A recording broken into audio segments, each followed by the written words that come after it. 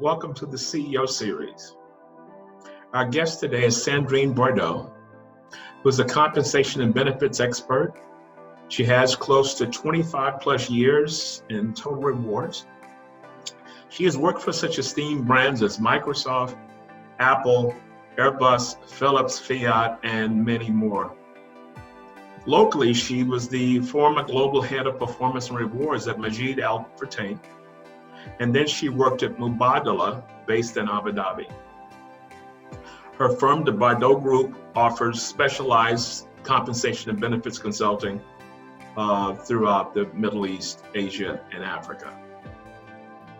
She has written over 290 plus articles at her website, compensationinsider.com. She's a regular speaker at HR conferences and in-house events.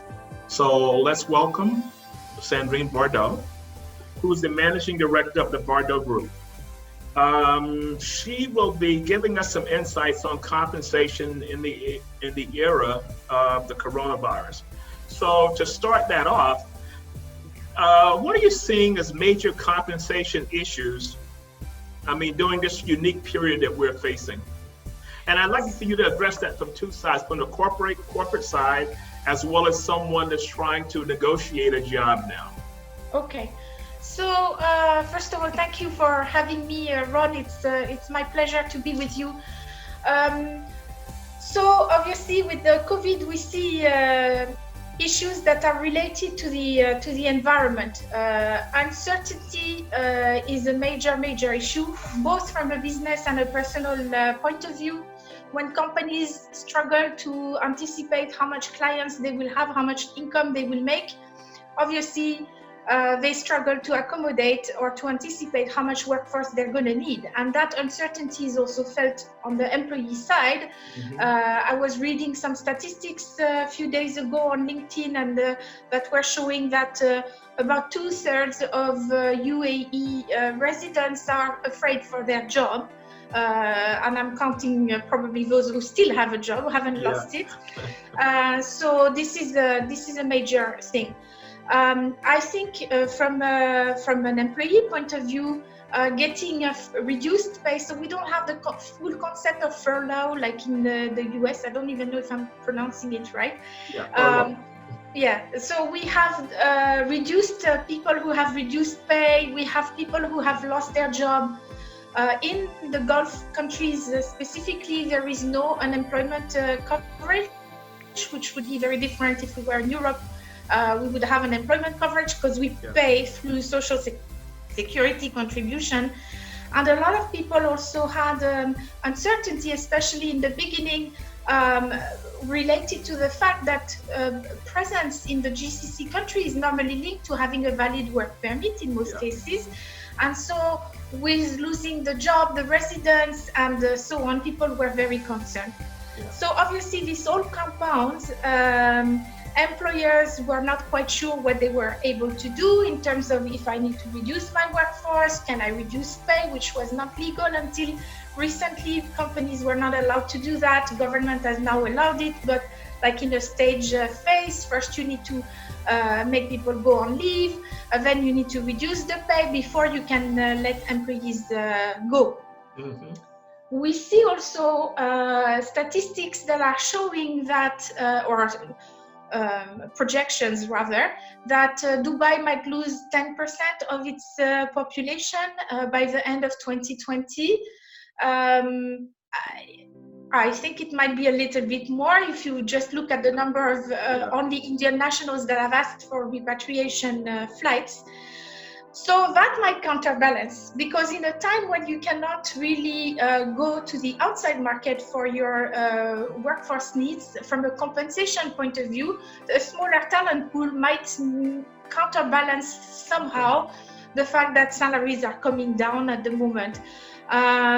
It will be especially true for white-collar populations like senior professionals and managerial roles, obviously, for those who are in lower skill type of jobs like laborers and so on. This will probably not be an impact.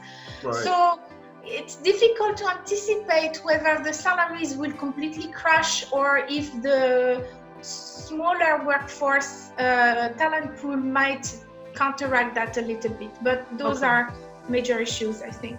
Okay. Another thing, if I can still say, I think another thing which from a company is important is all the aspects related to health and well-being. So healthcare coverage. Yes. Does it include proper coverage for employees? There is one topic that nobody talks about, is for those who had severe COVID cases and survived and who were put on ventilators. It looks like a number of those people, and a significant number of those people, need to go on rehab therapy for a long time. They have to learn again, sometimes to walk, to talk, to do everyday actions. And those are not always taken care of in the healthcare insurance provided in the region. And of course, we see a lot of focus on mental well-being and financial well-being as well. So those would be, from the benefit point of view, the other aspects, not just the pay, but the other aspects that I would identify. Okay, that leads me to another question, because I had a discussion with the group head of Troy Trims the other day on our CEO. He was a guest on our CEO series, and he mentioned the fact that when this thing started, they went back and reviewed their healthcare coverage for their group of workers who were essential workers and really going to be exposed, to make sure they had coverage in there that aligned with if they got sick on the job and they were out longer than the insurance coverage of 2 weeks or whatever it was. So I thought that was pretty cool to anticipate. Yeah. I am not sure that all employers are really inclined to do this in the GCC. Especially for those who are employing essential workers. So it's a paradox. I think a lot of the organizations that might be more inclined to consider this kind of actions are the ones that are employing white collars and professionals, and the companies that would be slightly less inclined, because typically they have lower margins and so on, so there's a cost effect, would be the ones who are employing those that are considered essential workers. Right. It's a great idea. It's one that I personally support. Okay. I am not sure that all organizations are going to do that. Okay. So when you think of essential workers, because as I said, these people are on the front lines, they have to go out and we had to stay in to serve us. Yes. What do you think, if you had to guide an organization who wanted to thank their employees for, giving it all, putting their lives on the line? Yes. From a compensation scheme. So I've seen some of the large corporations in the US offering bonuses or offering risk pay, so not pay at risk in the sense of variable pay, but hazard pay, shall we say, or danger factor type of pay. So like a form of a daily payment or weekly payment based on the time that the person is spending in the front line. But I think there are other things that can be done. And if we're thinking of the healthcare, for example, one of the things that I would look with my leave policy is that if an employee catches COVID or is suspected of having COVID, the 2-week quarantine plus the time for treatment and the time for rehab, I would probably say those should not be deducted from the number of sick pay days that are allowed each year, because people's income goes down a lot during that time, because after a number of days you go to 50% of your salary and then to no cover. So I would also think of maybe giving them a little bit of extra time off. So maybe not necessarily when things slow down, because we don't know when they will slow down. So it could be like give them an extra 2 days off every quarter or something like that for them to recover. And the other thing that I would consider is, especially for people who are in the medical sector, maybe some specific mental health support. And I'm thinking of symptoms like PTSD. I've seen lots of documentaries that are talking about nurses, and not just the nurses, even the people who are, cleaning in the hospitals and so on, who are very, very shocked, and the doctors as well, who are very shocked by what they're facing. And we know that this might resurface later on. So those are not like a recognition, but I think that this should be put in place to show to those people that as an employer, we care, and as people we care. So I think the financial side is one thing, but I think it should be supported by taking actions that show the empathy that the employer has for those people who are working at the moment. Yeah. But, the term I use, the essential workers is now the strategic worker. Yes. And that basically flipped overnight. Yes, and actually when you work on your business continuity plan, and then I was thinking as well for some of my clients, as I've been starting to work on that for them, identifying essential workers in a, let's say, non-customer facing type of environment, you would often find that it's not necessarily the CEO or anybody, it's maybe the accountant or the IT guy who's making sure that everybody's stuff is working, that if they have a networking problem, is solving it, is the accountant who's making sure that payroll is paid at the end of the month, and so on. Those essentially support functions become more essential, because in the end, can you replace an employee or wait for an employee? If a female gets a long maternity leave, somebody gets a heart attack, somebody has a cancer, companies adjust to not having that employee on site for a long time. But sometimes on those specific jobs, so it's a whole redefinition of the value that we should be putting on certain jobs, and which is quite opposite to how we have valued jobs so far, including from a job evaluation point of view, if I come back to my area of specialization. So it's an interesting thinking going on at the moment. Yeah, one of the disruptors that I've been reading about as it relates to essential workers was the fact that supply chain management has just always been supply chain management. And talking to my friend Kanal, who's this GCC head of Chorcham's, supply chain, a grocery store, because everybody's shopping. How does the supplies come in? Somebody still has to work at that warehouse. And if you were to look on an org chart, the people that would be listed in logistics, specifically down to warehouse worker, would be at rock bottom. Yes. And now they have been elevated. So that basically ties back into what we were discussing. Yes, a lot of I think of the backend and the support functions turn out to be in these days maybe more essential than the let's say higher maybe level or more heavily recognized, or what we call the core functions of the business. So again, not talking about the essential workers like those who are in healthcare or delivery or something like that, but it's very important. So it's an interesting time to see those concepts evolving. I don't know if it will last. That's maybe something that I'm not so sure about. So if you was having a discussion with the CEO and they asked you your thoughts post-virus, what would possibly be 1, 2, or 3 things you would tell them to make sure you cover or make sure you analyze or whatever as it relates to compensation post-virus? Oh, okay. So I would definitely say to try and either build some redundancy in the workforce. So either by having a few more people on those essential workers, or having others who are trained enough to take over, or having a freelancer that who might be available to take over, some kind of backup solution.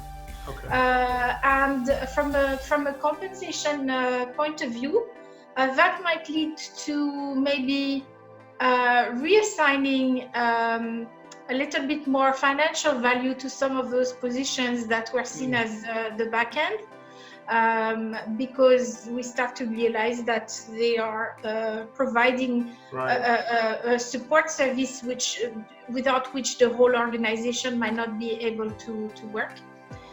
I've been reading quite a lot about how if you combine the effect of COVID, so making us realize which positions are more essential than others, and the effects of automation and the digitalization, artificial intelligence, and so on, a lot of jobs in the coming 10 years, maybe not disappear, but profoundly changed. Yes. And I think that we might have to rethink around the concept of job, around more like tasks, and which tasks are human-centered and which tasks can be automated. Exactly. And skilling and reskilling our people. I know it's not pure comp and ben, but yeah. I've never seen comp and ben as being separate from the rest of the organization. You cannot assign value. The other thing that I would say would be probably more focus on recognition schemes and peer-to-peer recognition as well, because especially as we might not be able to come back to work in the same way as we were going to the office before. Yeah. Peer-to-peer is going to be very important, because you cannot expect the employee to have only a relationship with his or her direct line manager. We will have to focus more on inter-team interactions. And today, I think that might not be exactly how people have yet adapted to their work from home models, because I think a lot of organizations are still trying to replicate how they were working before the COVID to online, and have not fully yet realized that they will have to adapt a number of things. So I think recognition would be an era. Of course, benefits, as I was saying, everything related to employee well-being, especially mental health and financial well-being.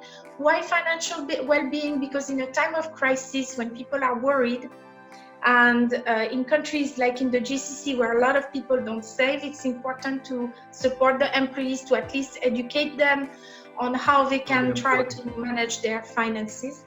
And another thing which I think might be coming would probably be group incentives instead of individual incentives. As we realize that people might be here, not be here, it's more difficult to evaluate individual productivity in the way that managers were used, which was to check that somebody's bum was on their seat and their fingers were on the computer clicking, obviously. So it will be probably in the beginning more difficult to recognize individual performance. And as such, I think as well, if you want to have team efforts and creativity and innovation, it doesn't rely just on one person. It's usually a team effort. And I think that group incentives or group rewards would be more adapted for that, and recognize that we don't live in a vacuum. And that would probably also support the culture of the organization, because we will need to compensate for the fact that we don't meet so much in person by recognizing the team in a different way. Yeah, because recognition is culture based. If the organization is recognition driven, but if they're not, because I had a conversation with a group the other week, and this was the challenge they were having, because their model was absolutely no concept of working from home. And now people are working from home because of the governance of that country. But when that's lifted, the CEOs are saying everybody comes back, because we will not allow this to happen, because the mindset was that people are not working. Well, if this company is surviving, it means that that people are working. So, I mean, to be honest, it's a very, very fundamental question. Do you trust people first, or do you wait for them to prove to you that you can trust them? Personally, I'm from the first family of thought. I think we should trust people. And if, as an employer, we trust our employees, they tend to rise up to that expectation. And of course, there will still be a few people who won't. But again, it's like when some companies make a policy based on the few exceptions of people who abuse the system and then kind of punish everybody. instead of dealing with the exception and recognizing that the vast majority of people are doing good. So I think if we treat employees as adults, they will behave as adults. Personally, so I'm currently working with a federal government entity as one of my main clients. And that entity was already doing part remote work. So there were days where people could work in Dubai, days where they could work in Abu Dhabi, days when they would work from home.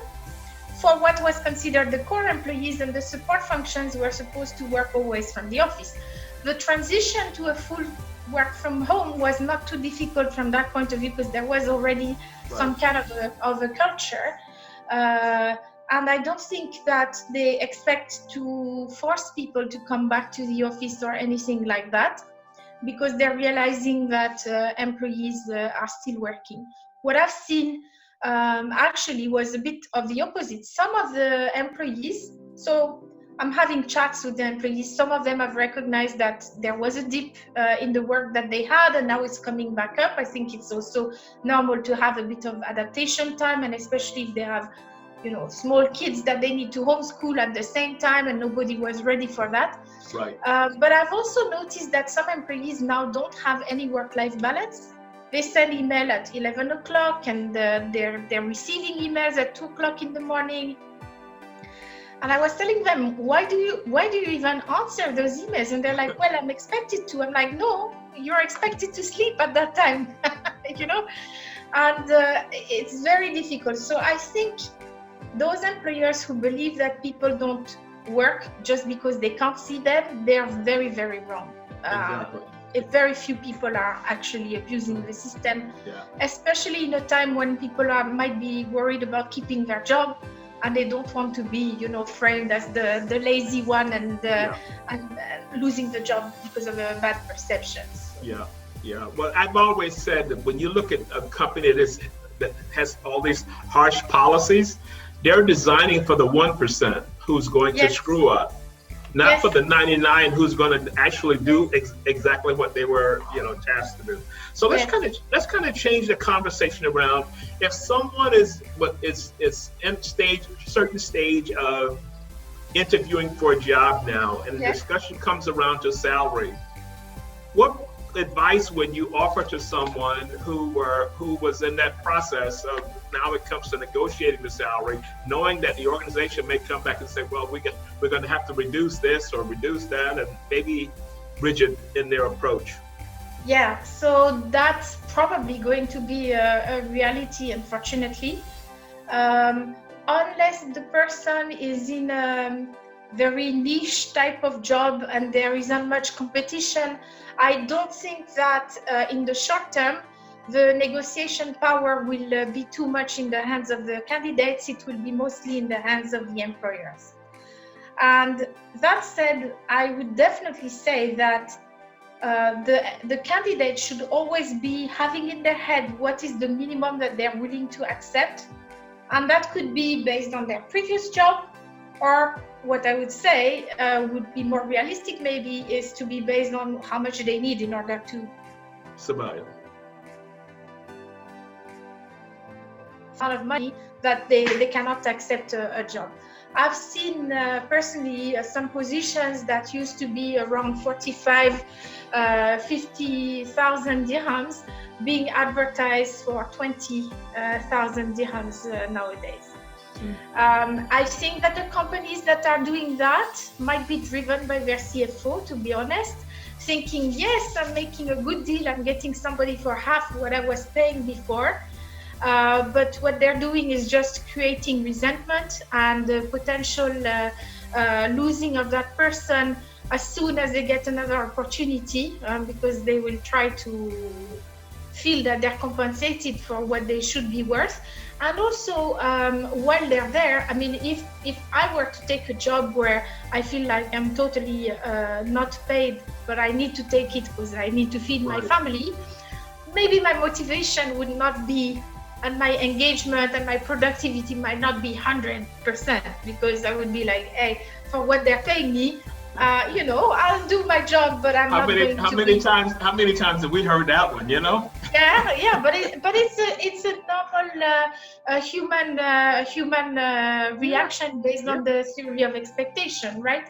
So I think that those companies that are trying to do that are only looking at the very, very short term, and not looking at really creating the right culture and having the right people and looking forward to the future. So probably, in my opinion, that would be that. I would say just be honest with the employer if you're the candidate. If the employer comes up with a number that you really think doesn't match with what should be the pay, have the proper conversation with them. Don't be afraid to have the discussion and just accept immediately. Just say, hey, why do you think this? Because as far as I know, this position, but we all have to accept that salaries are going down, and especially in the GCC, where salaries tend to go down very quickly, and then once we go out of the crisis, go back up quickly as well again, which is very different from what's happening, for example, in Europe, where salaries don't tend to go down that much, but they also never go up that much. Right. So it's much more of a flat curve. So that's what I would say. From an employer point of view, I would say don't just look at the short-term savings that you're doing, because there are long-term costs associated with that. Cost of turnover is a hidden cost, but sometimes can be more than a year of salary, plus the cost of lost productivity and engagement, which is very difficult to calculate. But and one thing which is difficult as well, I remember reading a statistic from Gallup that it takes 4 highly engaged people to counteract the effect that 1 highly disengaged people has on the workplace. Wow, 4-to-1 ratio. Yes, and I was very surprised, so that's why it stuck with me. It's much more difficult to turn around somebody from highly disengaged to engaged, but it's much easier to turn somebody engaged to disengaged. So people have to be wary of that as well. Okay. You know what I find interesting in our conversation, because when you think of comp and ben, you're thinking, I think it's called extrinsic value. Yes. And a lot of the discussion that you've talked about is around intrinsic, the soft side, engagement, culture. Is that a new focus for comp? I would say that when you begin your career as a compensation person, and I've been doing that now for 27 years, you're mostly focused on those extrinsic factors and on the technical aspects of the job, like how to do stock option valuations and all this kind of stuff. But as you grow more senior, and for me, I chose the path of expertise. I've only done compensation and benefits. I never wanted to be doing something else. But as you grow more senior, you realize that everything is linked together within HR, but also to the rest of the business. So, and one of the things that I've been personally very interested in the past 2-3 years has been the effects of neuroscience and all those behavioral science. And we talk a lot about it in consumer marketing and policy design, for government. But I think that in terms of compensation and benefits, there are lots of things. If you look at it from a performance management point of view, a motivation point of view, the design of benefits, if you are offering flexible or multiple levels, how do you nudge people to get to a certain level of cover if there are things that are more on a voluntary basis and so on, which has not been fully explored yet, but would really change the take-up and the implementation and the perception of the systems that we design. So on a personal level, for me, as I see it, I'm more and more focused on the qualitative aspects of the job rather than just purely the technical aspects. Okay, cool. So what's the big project you're working on now? And At the moment, I'm doing one thing. I'm moving my business model to a hybrid of face-to-face, where I still do consulting and training in class whenever that will be possible with clients, but also to online. So I'm working at the moment on an online training on what I'm currently calling sustainable compensation and benefits, which is looking at what comp and ben people can do in order to support the organization in terms of cost control. So I'm not talking necessarily layoffs, but all the things that we can tweak in order to be maximizing the impact of the budget that we have. And I think it's good, not just in this COVID period, but also in any period of time, and positions comp and ben as a partner to the business, because it's not just about the technical aspects. Right. And I'm also, and I will offer this training online, and probably live in the beginning, and then maybe as a permanent recorded session. And the other thing that I'm working on is what I call a group coaching approach, which is not like traditional coaching, life coaching, but comp and ben coaching, where I will have a number of people meet with me virtually, and I will select a topic, or they will help me select a topic. I will present on that topic, and then I will take Q&A from the group to allow people to maybe have a conversation with me as the expert in compensation and benefits, without having like the same requirements than a corporation would have to in terms of cost and so on. Okay, cool. As a takeaway, what would you advise leaders from your perspective concerning, you mentioned the future workforce, you mentioned AI and all of the other disruptors that's coming down the pipe. What would you advise organizations that they should basically, take a look at or do a deeper dive, analysts? Yes, so as I was saying, trust your workforce during work from home. The second thing I would say is now is the opportunity to retrain, upskill, reskill your workforce, because it's cheaper than hiring from the outside, and because it creates more engagement as well. And I think as we will all need to change the way that we work, this is very important. And I would also say to organizations, become a little bit more open-minded. Don't just think that employment is about having full-time on-site employees. You can have part-time, you can have remote, you can have gig workers, you can have freelancers, you can have outsourced, but the model shouldn't necessarily be always on the person who's there 40 hours a week in your offices. So that would be the positive things that I think organizations should focus on, and things that they should try to avoid to have knee-jerk reactions, like from the first second that there's a sign of trouble, poof, let me lay off half of my workforce because I can easily replace them. I would say also, don't try to squeeze out more productivity by being mean on your employees, and by that I mean, using tracking software to see if how many clicks per minute people are doing on the computer and so on. Excuse me for a second, there is really such a thing? There is such a thing.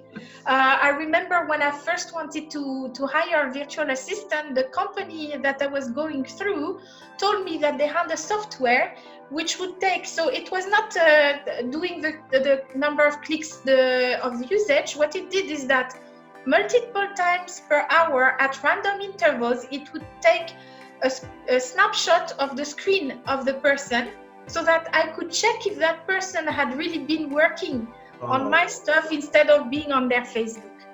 I think in the world of knowledge work, where people need to use their brain and their creativity to do work, and even a job like a virtual assistant actually requires brain power. It's not stupid work.